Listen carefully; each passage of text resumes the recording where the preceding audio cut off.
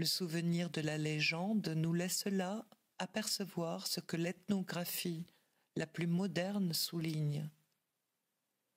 Parce qu'on lui a envoyé, après le sacrifice, la cuisse de la victime au lieu de l'épaule, à moins que ce soit l'inverse, il relève ce manquement comme une injure intolérable et il rompt avec ceux, ses fils, à qui il a remis le pouvoir. Mais au terme, sa malédiction éclate à l'endroit de ses fils, absolue.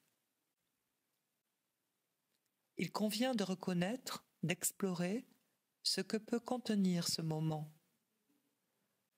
Ou ce à quoi Oedipe ayant renoncé, c'est-à-dire au service des biens, rien pourtant n'est abandonné de la prééminence de sa dignité sur ses biens mêmes.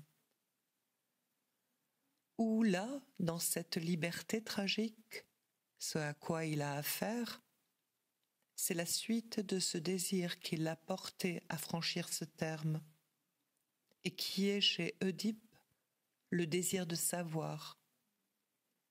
Il a su, il veut savoir plus loin encore. Est-ce que, pour me faire comprendre, il faut que j'évoque une autre figure tragique, sans doute plus proche de nous, c'est à savoir le roi Lear? Je ne puis ici m'étendre sur la portée du roi Lear, mais je veux simplement produire, pour vous faire entendre ce que j'appelle ce franchissement d'Oedipe, ce que c'est. Dans le roi Lear, sous une forme dérisoire, nous avons ce franchissement. Il renonce lui aussi au service des biens, aux devoirs royaux. Il croit qu'il est fait pour être aimé, ce vieux crétin. Il remet donc le service des biens à ses filles. Mais il ne faut pas croire qu'il renonce pour autant à quoi que ce soit. C'est la liberté qui commence. La vie de fête avec 50 chevaliers, la rigolade jusqu'au terme. Il est reçu alternativement par l'une et par l'autre des deux mégères auxquelles il a cru pouvoir remettre les charges du pouvoir. Dans l'intervalle, le voilà avec cette seule garantie de la fidélité due au pacte d'honneur. C'est librement qu'il a transmis ce qui lui assurait la force. Ici, il faut la formidable ironie shakespearienne, et vous savez que c'est tout le contenu de cette pullulation de destinée qui s'entre-dévore dans ce roi Lear, c'est que ce n'est pas seulement au niveau de Lear, mais au niveau de tous ceux qui sont des gens bien dans la pièce, que nous voyons l'absolue condamnation au malheur de tous ceux qui se fondent sur la seule fidélité et sur le pacte d'honneur. Je n'ai pas besoin d'insister. Rouvrez la pièce. L'important, c'est ceci. C'est que Lear, comme Oedipe, nous montre que tout ce qui s'avance dans cette zone, qu'il s'y avance par la voie dérisoire de Lear ou par la voie tragique d'Oedipe, s'y avancera seul et trahi. Au terme de ce qu'Oedipe nous montre, sa parole dernière, c'est, vous le savez, ce mi fine que j'ai devant vous tant de fois répété, qui comporte toute cette exégèse de la négation. J'ai essayé de vous montrer l'approche en français, et dans ce petit « ne » dont on ne sait rien faire, ce « ne » dit explétif, qui est là, suspendu dans l'expression « je crains qu'il ne vienne », qui s'accommoderait si bien avec le « ne soit pas là comme une particule se balançant entre la crainte et la venue, qui n'a aucune raison d'être, si ce n'est que c'est le sujet lui-même, que c'est le représentant, le reste en français de ce que veut dire en grec le mei, qui n'est pas de la négation. Je pourrais avec vous reprendre n'importe quel texte pour vous en montrer les manifestations. Al-Asimos urgatis tisin, dit le gardien dans Antigone. Il est parti sans laisser de traces. Il s'agit effectivement de celui dont ils ne savent pas encore que c'est Antigone. Ils en donnent à l'effévier meideiné, en principe. Cela veut dire qu'on évite qu'on sache que c'est lui. Tomideye, si l'on prenait les choses au pied de la lettre. Deux négations. On dirait qu'il a évité qu'on ne sache pas que c'est lui. Cela ne veut pas dire cela. Le mi est là pour ce quelque chose qui est justement la Spaltung de l'énonciation et de l'énoncé, que je vous ai déjà expliqué. Le mi fine, cela veut dire plutôt ne pas naître. Oui, plutôt ne pas naître. C'est là la préférence sur laquelle doit se terminer une existence humaine parfaitement achevée, celle d'Œdipe, si achevée que ce n'est pas de la mort de tous qu'il meurt, à savoir d'une mort accidentelle, de la vraie mort, de celle dans laquelle il raille lui-même son être.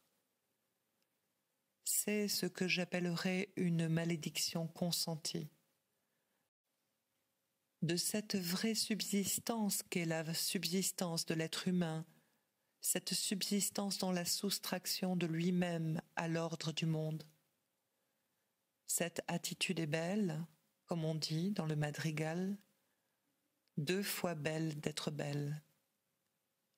C'est ici qu'Œdipe nous montre où s'arrête, où se définit la zone limite intérieure du rapport au désir, celle, en fin de compte, pour toute expérience humaine, qui est toujours rejetée au-delà de la mort, puisque la plupart des choses autour de quoi l'être humain commun règle sa conduite est simplement de faire ce qu'il faut pour ne pas risquer l'autre mort, celle qui consiste simplement à claquer le bec.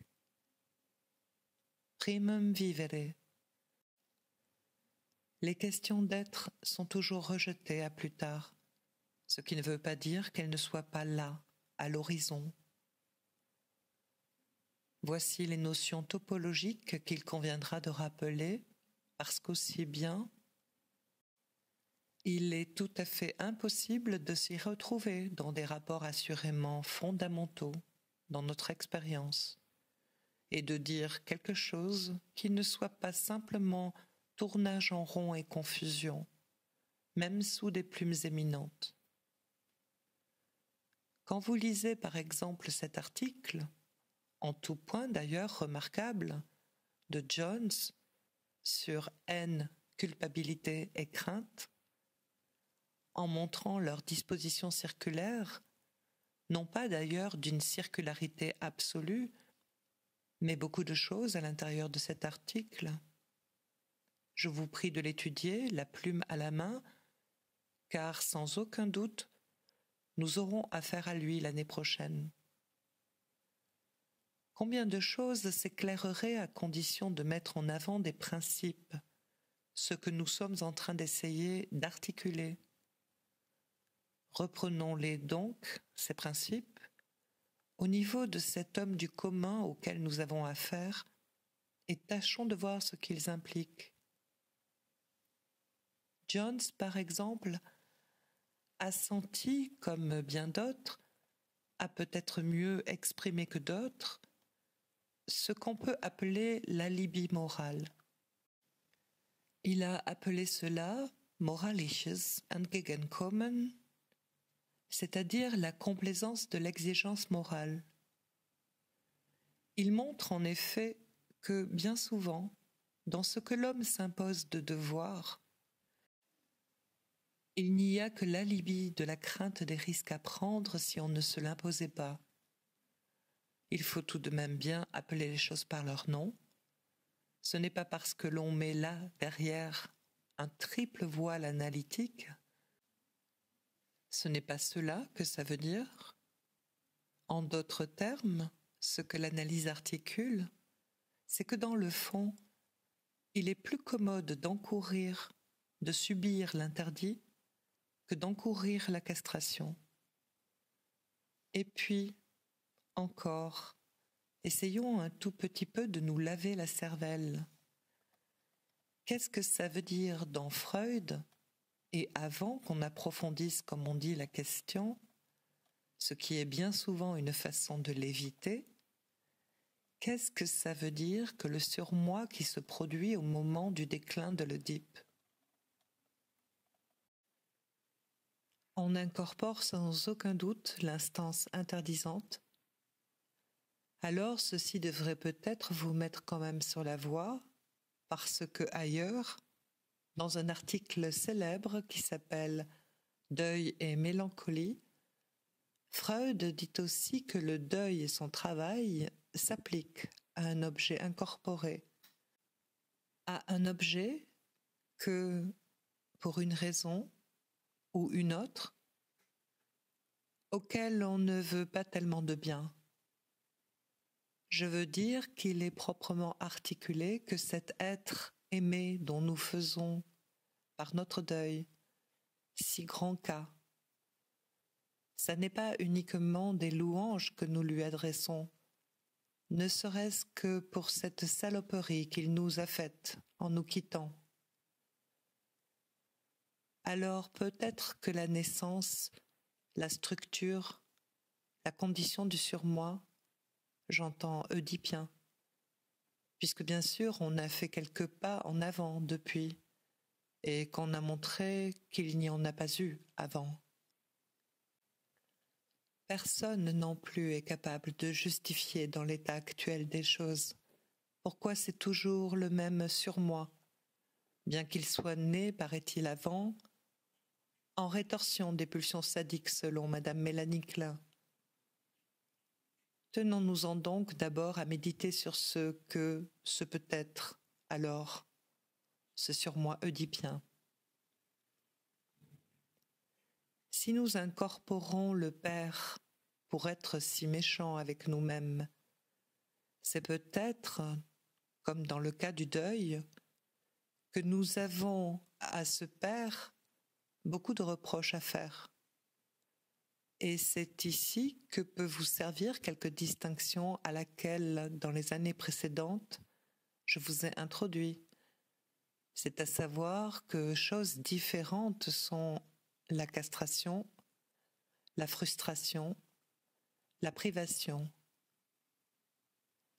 Et que si la frustration est l'affaire propre de la mère symbolique, je vous ai expliqué que sans aucun doute, naturellement, sans pouvoir toujours pousser jusqu'au terme ce qu'impliquent ces articulations, que le responsable de la castration dans Freud, à le lire, et si nous devons donner un sens à ce que c'est la castration,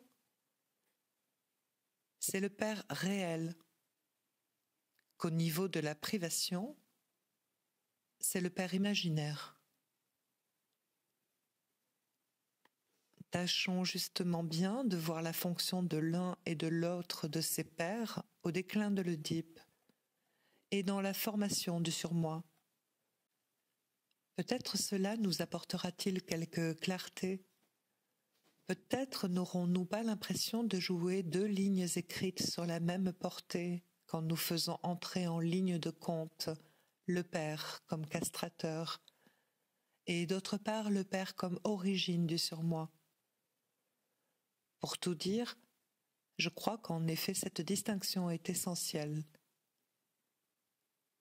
Que tout ce que Freud a articulé d'abord concernant la castration, quand il s'est mis, par un phénomène véritablement stupéfiant, je dois dire, parce qu'il n'avait jamais même été esquissé avant lui, quand il s'est mis à épeler le phénomène, le Père réel, nous dit Freud, est castrateur. En quoi ? pour sa présence de père réel, comme effectivement besognant le personnage vis-à-vis de qui l'enfant est en rivalité avec lui. La mère,